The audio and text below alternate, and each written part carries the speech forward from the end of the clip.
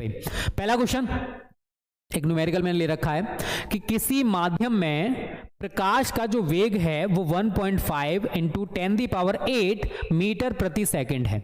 इस माध्यम से हवा में जाने वाली किरण के लिए क्रांतिक कोण ज्ञात कीजिए। अब जल्दी से आप लोग करिए और मेरे को आंसर बताइए भाई कि इसका आंसर कितना आ रहा है। बेटा साहिबा सुएब मिर्जा, अभी जो हमारी जो सीरीज चल रही है ना, अगर आप इनको भी देख लेते हो ना तो आपका कल्याण हो जाएगा। देखो मेरा टारगेट है इस मंथ एंड तक जितना भी फिजिक्स का इंपॉर्टेंट मटेरियल है वो आपको कंप्लीट विद सॉल्यूशन करा दिया जाए। ठीक है भाई, physics and chemistry I will try कि आपका हो जाए, अच्छा रहेगा। ठीक है, चलिए भाई जल्दी से बताएं। और देखो जो बच्चे पूरा स्टडी मटेरियल बेटा पाना चाहते हो, तांडव बैच आप ज्वाइन कर सकते हो। कंप्लीट स्टडी मटेरियल आपको वहां पर दिया जाएगा। फी यार बहुत कम है, केवल 499 रुपीज है। आपको ad free videos, notes, important question with solution, previous paper सब कुछ मिल जाएगा। सब कुछ कंप्लीट तैयारी भाई। आपके पास अगर कुछ नहीं, देखो क्वालिटी आप लोग देख लो, ऐसी क्वालिटी है भाई नोट्स की, देख सकते हो विद सॉल्यूशन आपके लिए मिलने वाले हैं। सॉल्यूशन आपका ये रहा, ठीक है, सॉल्यूशन ये रहा। तो ज्यादा देर मत करो, जिन्होंने ज्वाइन नहीं किया अभी तांडव बैच जल्दी से ज्वाइन कर लो भाई। 3 साल के PYP भी आपको मिलेंगे यहाँ पर। जिनको ज्वाइन करना है इस नंबर पर कांटेक्ट बेटा कर लेना, बट कल कॉल करना, आज मत करना। नहीं तो आप smart study classes pro app download कर लीजिए, उसमें आप डायरेक्ट तांडव बैच ज्वाइन कर सकते हो। सबसे ऊपर पेड कोर्स में आपको तांडव बैच मिल जाएगा। देखो ज़्यादा फी नहीं है, अगर कंप्लीट तैयारी आपकी एक जगह पर हो जाए तो फिर जगह जगह भटकना क्यों। ठीक है भाई, स्टडी मटेरियल आपके सामने है, ऑल सब्जेक्ट का रहेगा। चलिए भाई अब इस सवाल को देखो क्या कह रहा है। प्रकाश का वेग v कितना है 1.5 इंटू 10⁸ मीटर प्रति सेकेंड। इस माध्यम से हवा में जाने वाली किरण के लिए क्रांतिक कोण क्रिटिकल एंगल हमको निकालना है। ठीक है भाई सी। अब देखो सबसे पहले आप क्या करोगे, आपने क्या पढ़ रखा है, आपने पढ़ रखा भाई n बराबर 1/sin c, क्रिटिकल एंगल वाला पढ़े हो सभी। अब एक और फॉर्मूला बेटा हम आपको पढ़ाए थे, v बराबर c/n। n को आप इधर ले जाइए तो n बराबर c/v। c वायु अथवा निर्वात में प्रकाश की चाल 3 × 10⁸।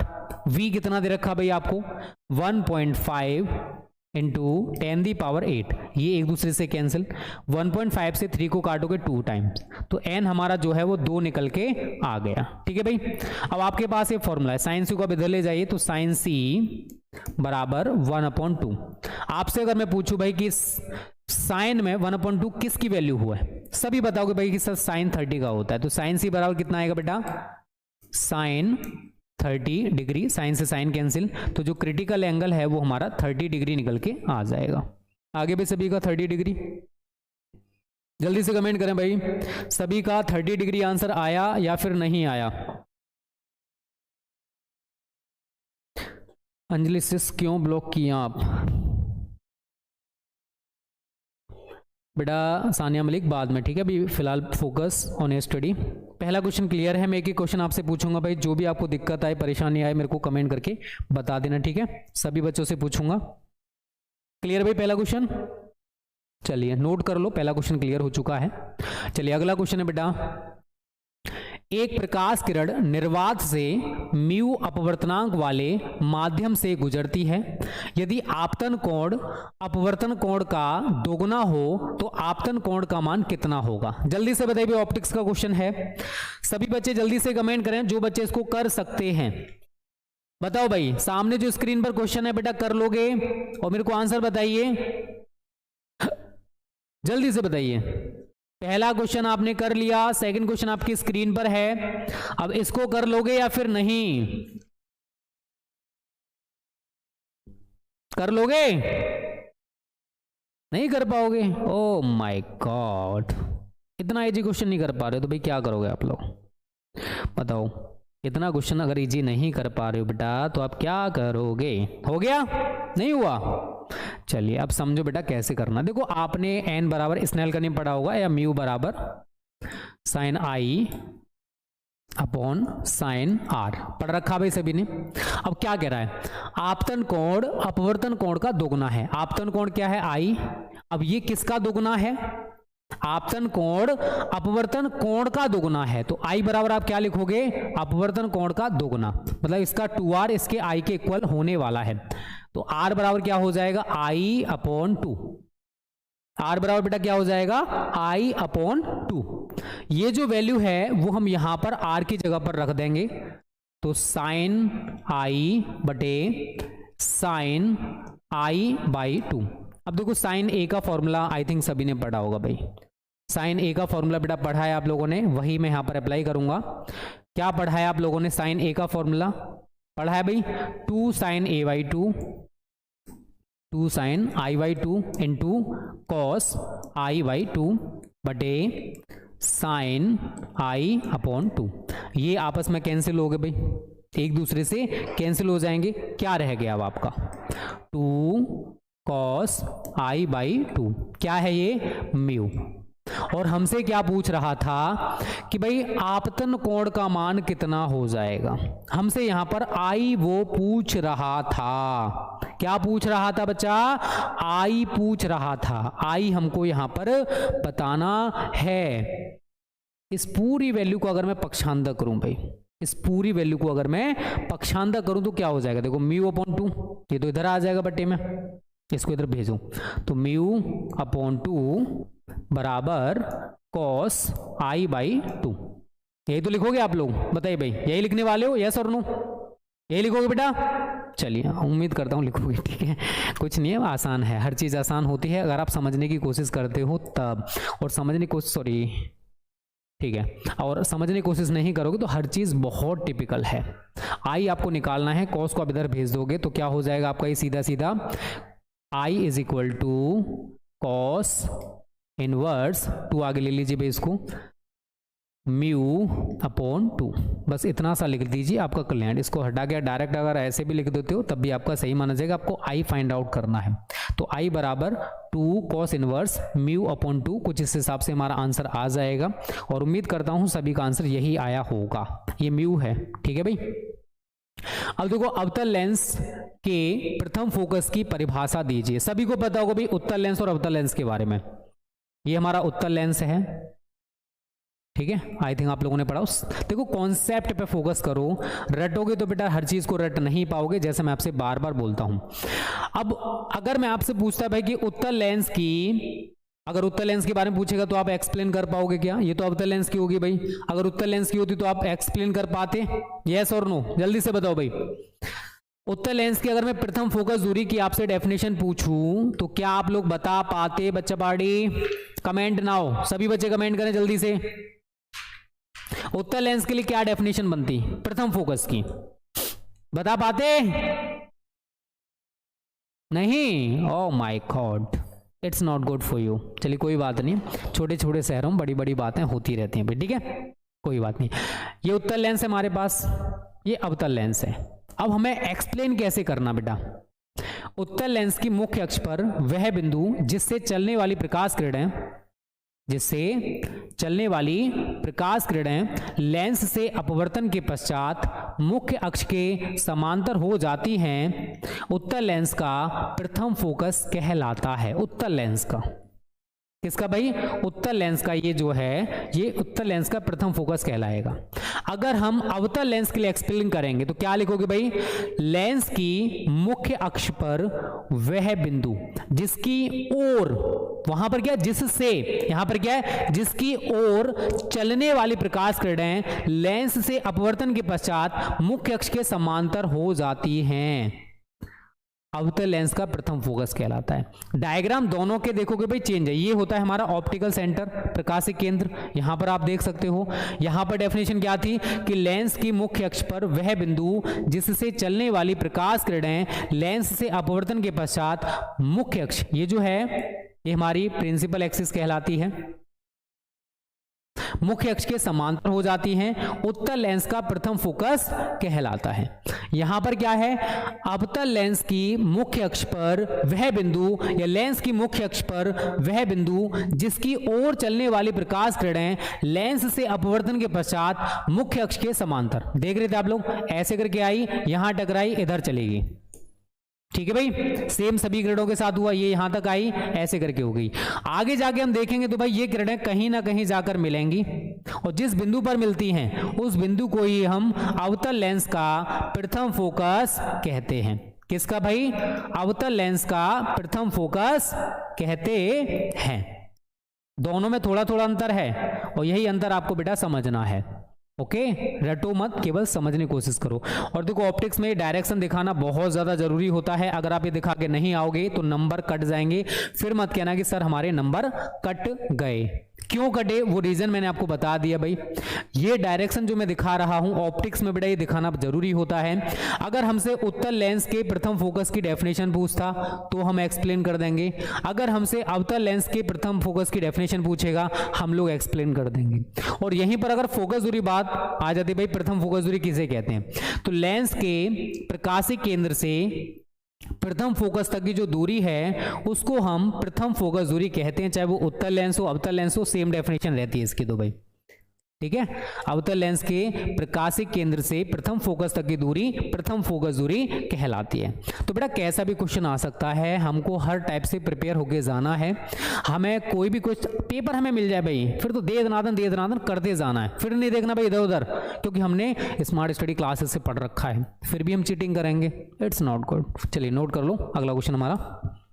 चलिए भाई ये कह रहा है बेटा, कांच के एक उत्तल लेंस को कांच से अधिक अपवर्तनांक वाले द्रव में डुबोने पर उसकी फोकस दूरी तथा प्रकृति पर क्या प्रभाव पड़ेगा? अगर यहां पर जल होता तो क्या होता? बहुत इंपॉर्टेंट क्वेश्चन है और विद रीजन मैं आपको ये सवाल समझाऊंगा भाई। जस्ट मिनट, मैं एक न्यूमेरिकल दूंगा आपको और उसके आधार पर ये पूरा एक्सप्लेन करूंगा आप लोगों के लिए। ठीक है भाई, जस्ट मिनट। ठीक है भाई, बस थोड़ा सा वेट करिए। चलिए ये रहा, एक मैं यहाँ पर न्यूमेरिकल आपके सामने लिख रहा हूँ, फिर आप इसको अच्छे से एक्सप्लेन कर पाओगे। अगर आप कोई पूछेगा तो आप जवाब दे पाओगे। एक उत्तल लेंस की, ध्यान से समझना बेटा, बहुत इंपॉर्टेंट सवाल है, न्यूमेरिकल भी इंपॉर्टेंट है ये वाला। एक उत्तल लेंस की वक्रता त्रिज्याएं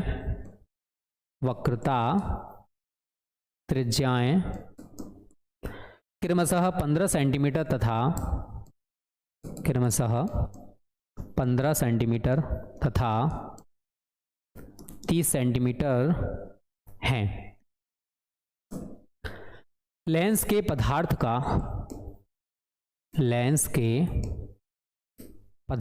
का वायु के सापेक्ष अपवर्तनांक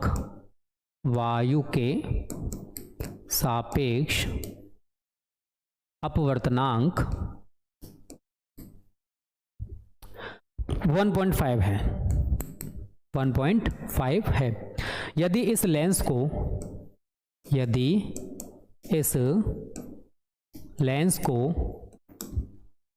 वायु के सापेक्ष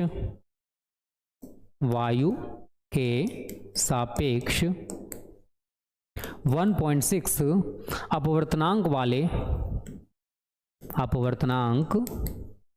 वाले द्रव में डुबाकर रखा जाए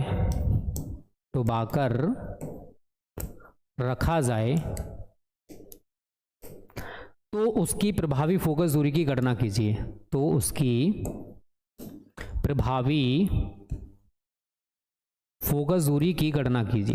ठीक है भाई, अभी मैं आपको एक्सप्लेन करूंगा कि ऊपर वाले जैसा ही क्यों है। फोकस दूरी की गणना कीजिए। देखो बच्चा, अगर हम ऊपर वाला सवाल पढ़ें, आप लोग ध्यान से पढ़िए उस सवाल में वो क्या कह रहा है। ठीक है भाई, अरे इट्स गरिमा सिंह, इसी क्लास को देख लो बेटा, महातांडव क्लास है। ठीक है, पहले यही खत्म हो जाए। तुम लोग थोड़ा सा दिमाग यूज कर लिया करो कि क्लास पे क्या लिखा है, महातांडव मतलब बड़ी क्लास। और कह रहा हूं कि भाई पूरे मॉडर्न फिजिक्स तक के हम लोग ऑब्जेक्टिव डिस्कस करेंगे, फिर भी ऐसे लॉजिकल सवाल तुम लोग पूछते हो, क्या बोला तुमसे। तो क्या कह रहा है कि हमारे पास एक उत्तल लेंस है जिसकी वक्रता त्रिज्याएं हमको 15 सेंटीमीटर और 30 सेंटीमीटर दे रखी हैं। लेंस के पदार्थ का वायु के सापेक्ष जो अपवर्तनांक है वो 1.5 है। अगर हमने इस लेंस को वायु के सापेक्ष 1.6 अपवर्तनांक वाले द्रव में, अब मैं आपसे पूछूं भाई 1.5 और 1.6 में कौन बड़ा है, तो ये बड़ा है, मतलब इससे अधिक अपवर्तनांक वाले द्रव में हम इसको डुबो रहे हैं। अगर हम ऐसा करते हैं तो उसकी जो प्रभावी फोकस दूरी है उस पर क्या इफेक्ट पड़ेगा या फिर वो कितनी होगी। सेम सवाल है भाई, ऊपर वाला आप लोग पढ़ लीजिए, सेम मैंने लिख रखा है कि हमने उत्तल लेंस को जिसका अपवर्तनांक 1.5 है इससे अधिक अपवर्तनांक वाले द्रव में डुबो दिया है। अगर हम ऐसा करेंगे तो जो लेंस है उसकी फोकस दूरी पर क्या इफेक्ट पड़ेगा और क्या उस लेंस की प्रकृति बदल जाएगी, ये हमसे सवाल में पूछा गया भाई। ओके, ठीक है ना। चलिए अब ध्यान से समझो बेटा, पहले मैं आपको न्यूमेरिकल करा दे रहा हूं। R1 आपको 15 दे रखा है, R1 बराबर 15 सेंटीमीटर, और R2 आपको पता है कि भाई उभयोत्तल लेंस है तो -30 सेंटीमीटर रहेगा। तो सबसे पहले वायु में फोकस दूरी आप लोग यहां से फाइंड आउट करोगे तो 1/FA बराबर, ये आपका ANG दे रखा है, ANG -1/R1 -1/R2 आप लोगों को करना है, मैं आपको केवल हिंट दे रहा हूं। यहां से वायु में फोकस दूरी आपकी निकल के आ जाएगी। फिर आप क्या निकालोगे भाई, द्रव में डुबो रहे हैं, LNG, द्रव के सापेक्ष कांच का अपवर्तनांक, तो ये क्या सूत्र होता है, ANG बटे ANL। ANG आपके पास 1.5 है और ANL आपके पास 1.6 है, पॉइंट से पॉइंट हटाओगे 15/16, ये हमारा LNG निकल के आ गया। यहां से आप 1/FW निकाल सकते हो सीधा सीधा, बराबर LNG -1 1/R1 -1/R2। सारी चीज आपके पास है। LNG आपके पास ये रहा, ठीक है भाई, R1 R2 आपके पास सॉरी R1 R2 आपके पास वो रहा। केवल कैलकुलेशन करना और जल में फोकस दूरी या द्रव में फोकस दूरी आपकी यहां से निकल के आ जाएगी। जब आप यहां से FL निकालोगे ना, जब आप यहां से FL निकालोगे, पहला तो जो FL का मान है, अरे भाई तथा 30 सेंटीमीटर, पहले जो FL का मान है वो FA से ज्यादा आएगा, मतलब द्रव में जो फोकस दूरी है वो वायु में फोकस दूरी से अधिक होगी। दूसरी, इसकी प्रकृति बदल जाएगी, जो हमारा उत्तल लेंस था अब वो अवतल लेंस की तरह कार्य करेगा। आप लोग निकाल के देखना भाई, आप लोग यहां से निकालोगे FL का जो मान है वो माइनस में निकल के आएगा, FL का जो मान है वो माइनस में निकल के आएगा। आप लोग ट्राई कर लीजिए, फिर मेरे को बताइए कि आपका आंसर माइनस में आया या फिर नहीं आया, ठीक है। अब हमसे यहां से क्या निष्कर्ष निकालेंगे भाई, उसकी फोकस दूरी बढ़ जाएगी क्योंकि मैंने बोला FL is greater than FA, द्रव में फोकस दूरी वायु में फोकस दूरी से अधिक होगी, तथा प्रकृति भी बदल जाएगी। जो उत्तल लेंस था अब वो अवतल लेंस की भांति व्यवहार करेगा। कैसा व्यवहार करेगा भाई, अवतल लेंस की तरह बिहेव करेगा, बिकॉज अब वो अधिक अपवर्तनांक वाले द्रव में डुबोने पर अब वो उत्तल लेंस नहीं रहा बल्कि वो अवतल लेंस बन चुका है।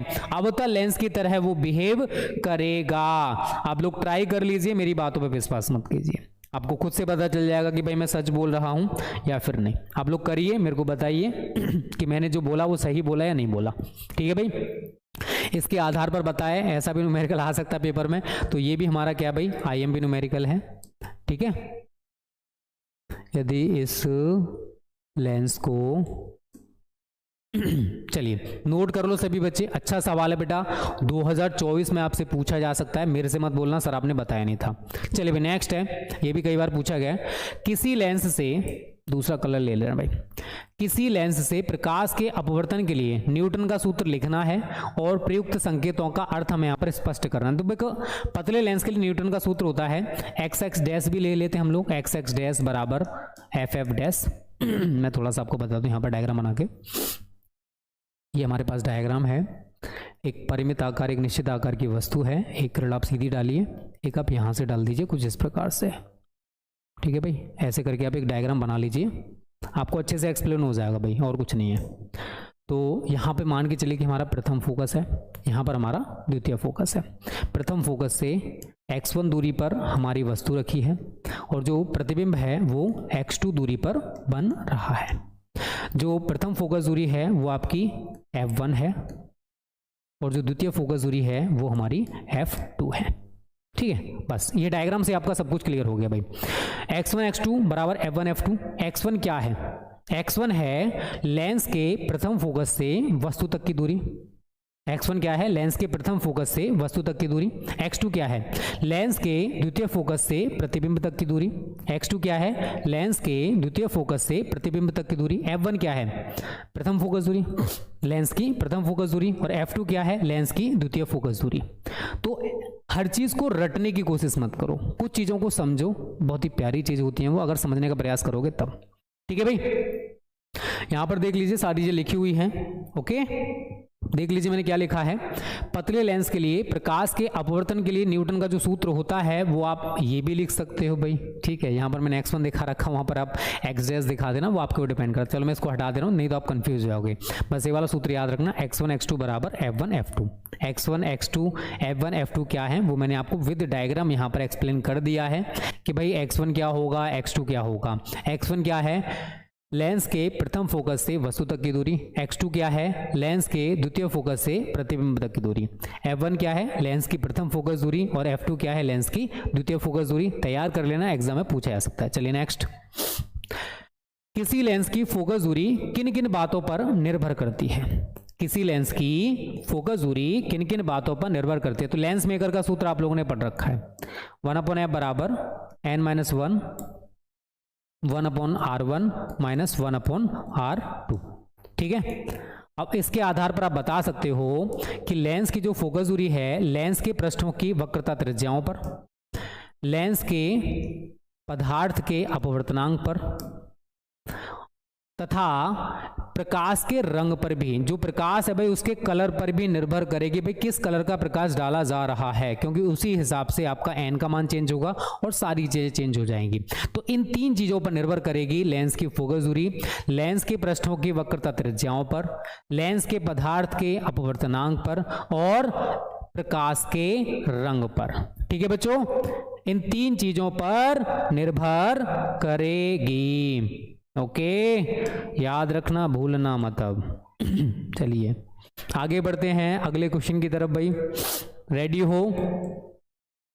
चलिए नेक्स्ट, एकल गोलीय पृष्ठ पर प्रकाश के अपवर्तन का सूत्र लिखिए। तो देखो, गोलीय उत्तल पृष्ठ हो, गोलीय उत्तल या फिर गोलीय अवतल, उत्तल या फिर अवतल, गोलीय उत्तल या अवतल पृष्ठ पर अपवर्तन का सूत्र, अपवर्तन का सूत्र आपको मैंने डेरिवेशन भी पढ़ा रखे हैं भाई, n/v माइनस 1/u बराबर n-1/r पढ़ रखा भाई सभी ने।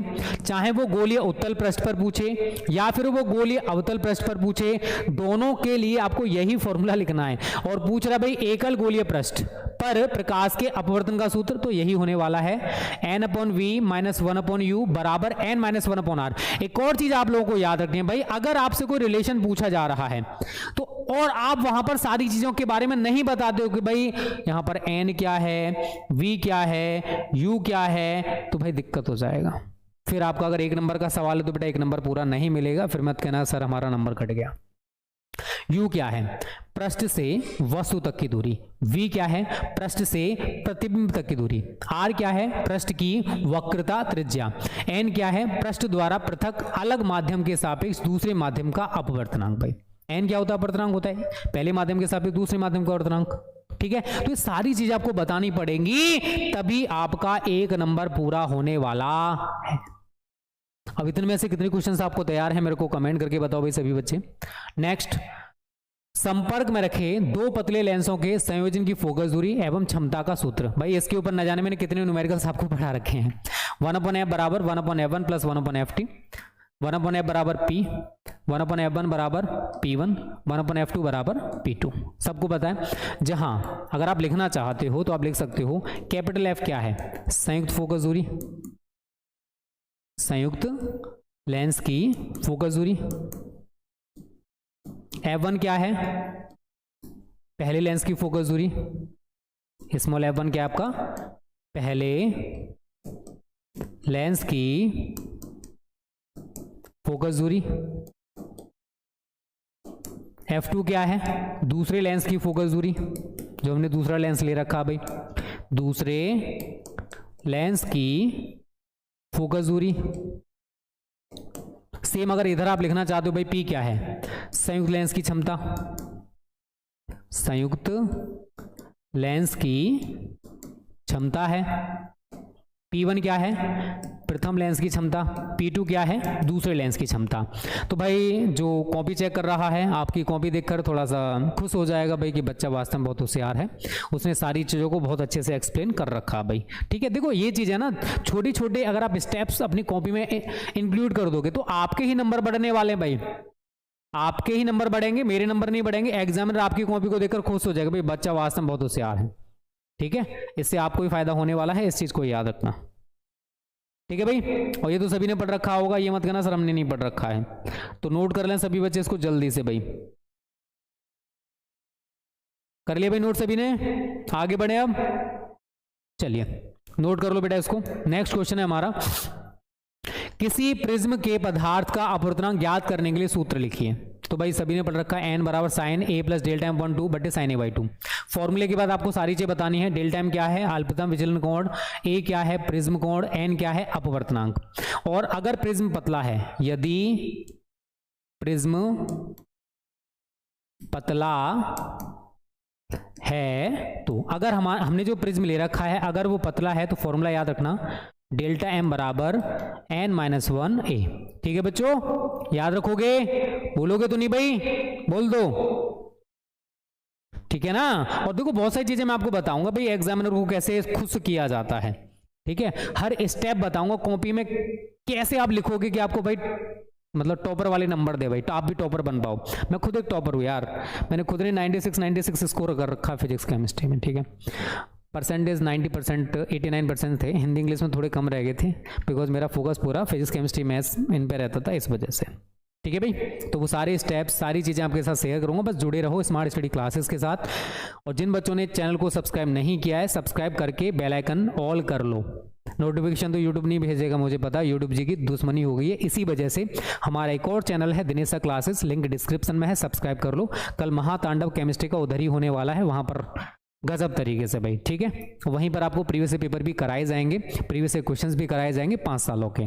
तो सभी बच्चे जल्दी से जाओ, डिस्क्रिप्शन में लिंक है, नहीं तो बाद में चले जाना। और जो बच्चे फ्री व्हाट्सएप ग्रुप में ऐड है, वहां पर आपको लिंक आज शेयर कर दी जाएगा। और लाइक कर दो भाई, जिन्होंने लाइक नहीं किया है, लाइक करने में कंजूसी नहीं। चलो आगे लिखा हुआ है, किसी पतले प्रिज्म द्वारा उत्पन्न न्यूनतम विचलन, तो ये तो मैंने फॉर्मूला भी बताया था, डेल्टा एम बराबर n-1 a। और कोणीय विक्षेपण डेल्टा थीटा है, थीटा बराबर nv माइनस nr a। अब देखो यहां पर आप बता सकते हो डेल्टा एम क्या है, अल्पतम विचलन कोण, अल्पतम विचलन कोण। a क्या है, प्रिज्म कोण। a क्या बच्चों हमारे यहां पर प्रिज्म कोण है। और इधर साइड अगर आप बताते हो तो थीटा तो आपको पता पड़ेगा भाई कोणीय परिक्षेपण है। एनवी क्या है, बैंगनी रंग का अपवर्तनांक, बैंगनी रंग का अपवर्तनांक। और एनआर क्या है, लाल रंग का अपवर्तनांक, लाल रंग का अपवर्तनांक। और यहीं पर एक और वर्ड विक्षेपण क्षमता अगर आपने पढ़ रखा है तो ओमेगा बराबर फॉर्मूला याद रखना, थीटा अपॉन डेल्टा वाई। ठीक है, theta N we minus N R A बटे एन वाई माइनस 1 ए से कैंसिल हो जाता है, तो n we minus N r बटे एन वाई माइनस 1। तो ये हमारा कोणीय वर्ड विक्षेपण क्षमता का फॉर्मूला होता है। किसे कहते हैं, तो किसी पदार्थ की वर्ड विक्षेपण क्षमता दो रंगों की निर्गत किरणों के बीच बने कोणीय परिक्षेपण तथा माध्य रंग पीला के विचलन कोण के अनुपात को वर्ड विक्षेपण क्षमता कहा जाता है। ओके, क्लियर भाई सभी को, क्लियर भाई सभी को, जल्दी से बताओ। क्वेश्चन को याद रखना बेटा, भूलना नहीं है, ये सारे इंपॉर्टेंट क्वेश्चन ही करा रहा हूं। अब भी अगर आप ये क्वेश्चन तैयार नहीं करते हो भाई, तो आपसे बड़ा मूर्ख इंसान शायद ही कोई होगा। ठीक है, तो सेशन में ज्यादा से ज्यादा जुड़े रहो, एक ही वीडियो में सब कुछ हो जाएगा, नहीं तो फिर दोबारा से एक और वीडियो आएगी अगर आप नहीं रहोगे तो। चलिए नोट कर लो सभी जल्दी से। नेक्स्ट, निकट दृष्टि दोष के निवारण के लिए किस प्रकार के लेंस का, तो भाई आपको पता निकट दृष्टि दोष है तो अवतल लेंस, दूर दृष्टि दोष है तो उत्तल लेंस। ठीक है बच्चों, चलिए एक व्यक्ति के चश्मे में उत्तल लेंस लगा है, कौन सा दोष होगा, दूर दृष्टि दोष होगा। ये तो सबको याद हो गया होगा भाई, नाडू, एन का मतलब निकट दृष्टि दोष, ए का मतलब अवतल लेंस, डी का मतलब दूर दृष्टि दोष, यू का मतलब उत्तल लेंस। तो नाडू नाडू नाडू, बस इसको याद रख लो तो आपका कल्याण हो जाएगा भाई। ठीक है, नाडू याद रखोगे। अब इसी से आप फाइंड आउट कर सकते हो कि निकट दृष्टि दोष में कौन सा लेंस यूज करना है और दूर दृष्टि दोष में कौन सा लेंस यूज करना है। चलिए नेक्स्ट क्वेश्चन, एक व्यक्ति के चश्मे के ऊपरी भाग में लगा है भाई अवतल लेंस और निचले भाग में लगा है उत्तल लेंस, तो मनुष्य की आंख में कौन कौन से दोष हैं भाई, बुढ़ापे में दोनों दोष हो जाते हैं एक साथ, तो निकट दृष्टि दोष और दूर दृष्टि दोष दोनों हैं, जिसको हम जरा दूर दृष्टिता भी कहते हैं। क्या कहते हैं बच्चों, जरा दूर दृष्टिता भी कहते हैं। जब व्यक्ति की आंखों में बुढ़ापे में भाई ना तो पास का दिखता है ना ही दूर का दिखता है, तो जब आप बुढ़े हो जाओगे ना तो ऐसा ही आपके साथ भी होगा भाई, ना तो पास का दिखेगा ना दूर का दिखेगा। ठीक है, सबके साथ होता भी, बुढ़ापा सब पे आना है, आज जवानी है तो कल बुढ़ापा भी आएगा, सबके साथ होता है, नो प्रॉब्लम, कोई बात नहीं है। ठीक है, चलिए नोट करिए सभी बच्चे जल्दी से। यहाँ तक सारी चीज़ समझ में आ रही है ना भाई, कोई दिक्कत परेशानी प्रॉब्लम समस्या तो नहीं भाई किसी को, नहीं है ना, एक बार बोल दो सर नहीं है।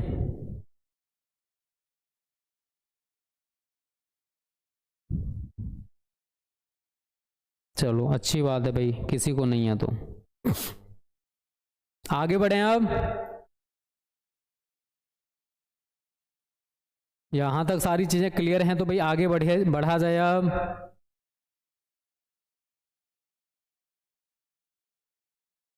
चलिए,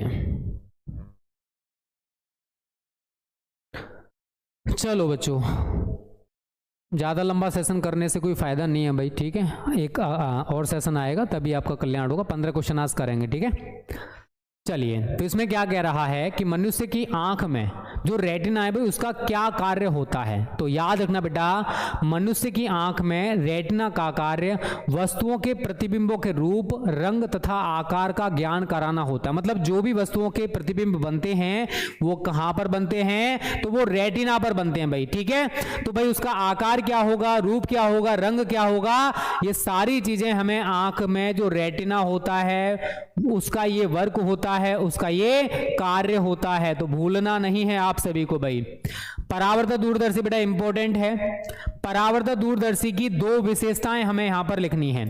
तो परावर्ती दूरदर्शी की विशेषताएं क्या हैं, पहली है इसमें प्रतिबिंब अपवर्ती जो हमारा खगोलीय दूरदर्शी होता है उसकी अपेक्षा अधिक चमकीला बनता है, और दूसरा भाई एक वर्ड विपथन और गोलीय विपथन होते हैं, तो इससे बने प्रतिबिंब में ये दोष हमें देखने को नहीं मिलते, तो वर्ड विपथन का दोष इसमें नहीं होता है।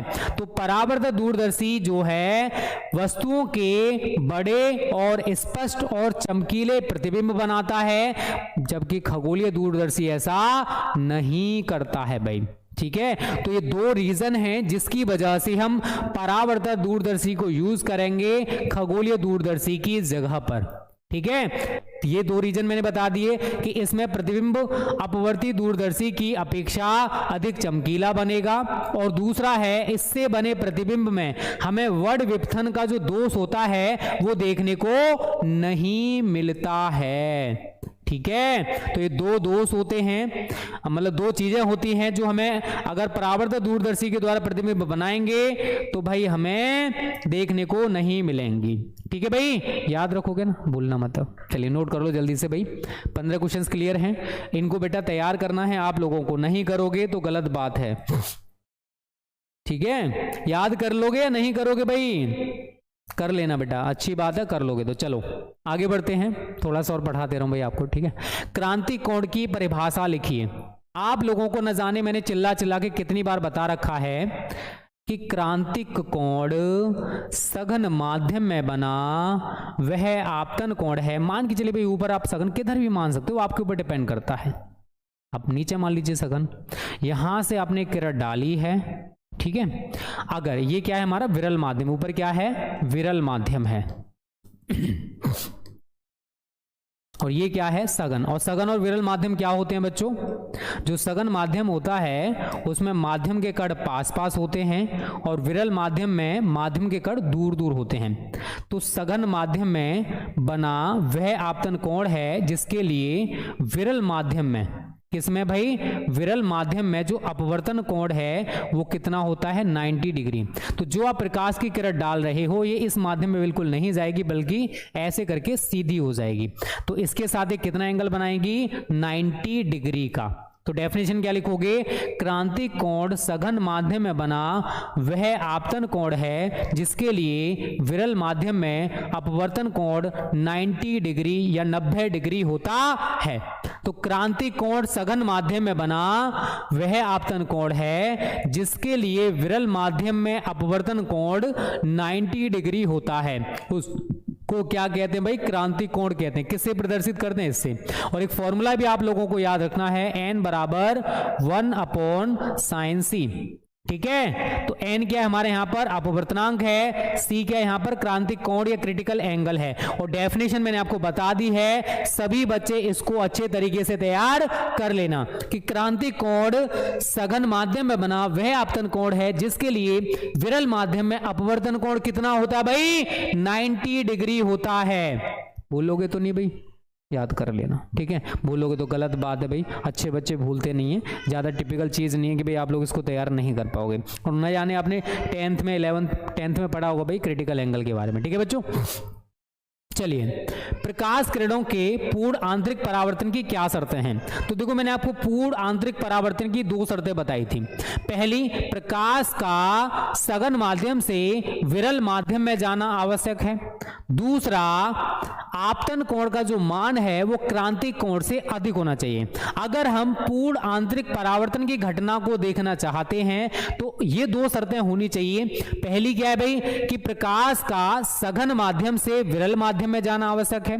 दूसरा, आपतन कोण का मान क्रांतिक कोण से अधिक होना चाहिए। क्या भाई, आपतन कोण का मान क्रांतिक कोण से अधिक होना चाहिए। तो ये 2 शर्तें हैं, ठीक है, तभी हम पूर्ण आंतरिक परावर्तन को देख सकते हैं। चलिए भाई, नेक्स्ट है निकट दृष्टि दोष। सभी ने पढ़ा होगा भाई, नहीं पढ़ रखा है तो निकट दृष्टि दोष। इस दोष से पीड़ित व्यक्ति को पास की वस्तुएं तो स्पष्ट दिखाई देती हैं लेकिन एक निश्चित दूरी से आगे की वस्तुएं स्पष्ट दिखाई नहीं देती। तो भाई ये जो दोष है इसको निकट दृष्टि दोष कहा जाता है।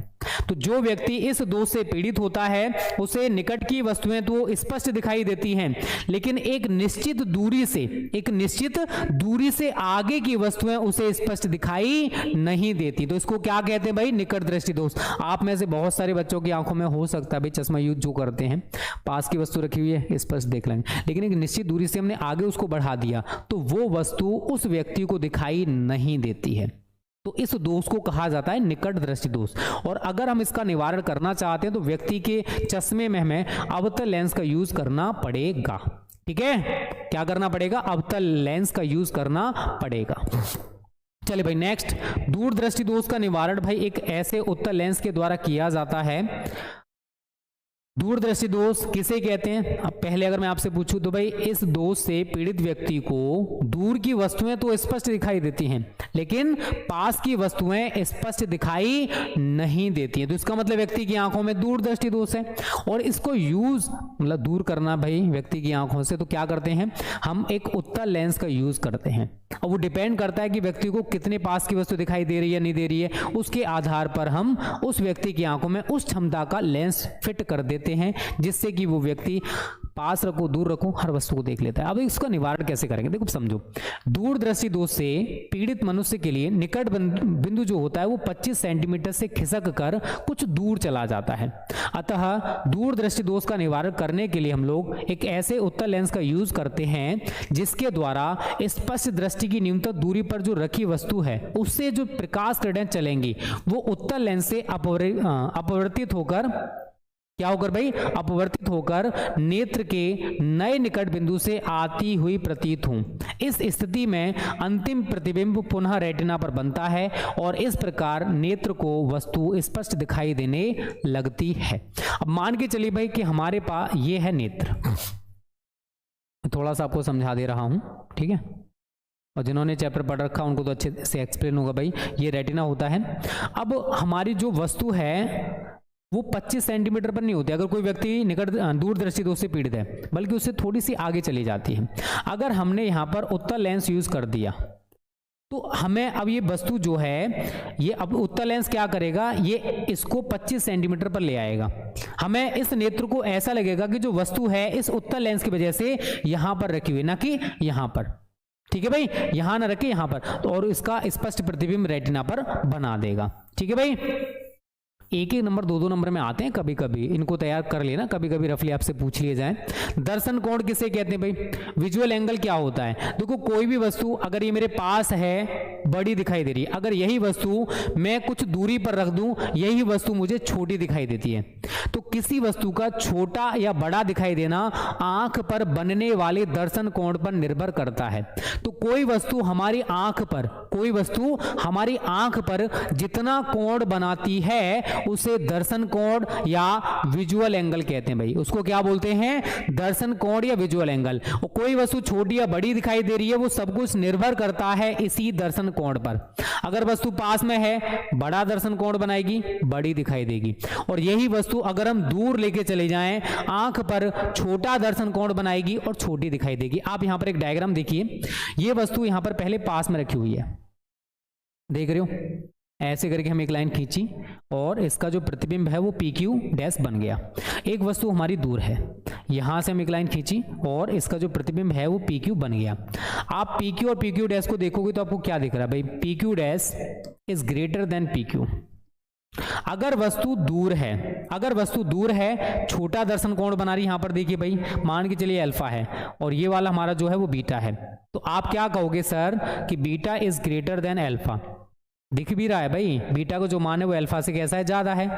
तो किसी वस्तु का छोटा या बड़ा दिखाई देना वो आंख पर बनने वाले दर्शन कोण पर निर्भर करता है। अगर वस्तु पास में है छोटा दर्शन कोण बनाएगी, सॉरी बड़ा दर्शन कोण बनाएगी, बड़ी दिखाई देगी। वस्तु अगर दूर है छोटा दर्शन कोण बनाएगी और छोटी दिखाई देगी। ठीक है भाई, तो किसी वस्तु द्वारा हमारी आंख पर बनाए गए कोण को उस वस्तु का दर्शन कोण या विजुअल एंगल कहते हैं।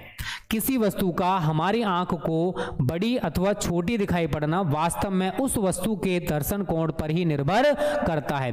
दर्शन कोण जितना बड़ा होता है उस वस्तु उतनी ही हमें बड़ी दिखाई देती है, और दर्शन कोण जितना छोटा होगा वस्तु हमें उतनी ही छोटी दिखाई देगी। ठीक है भाई, तो आज हमने 20 क्वेश्चन डिस्कस किए।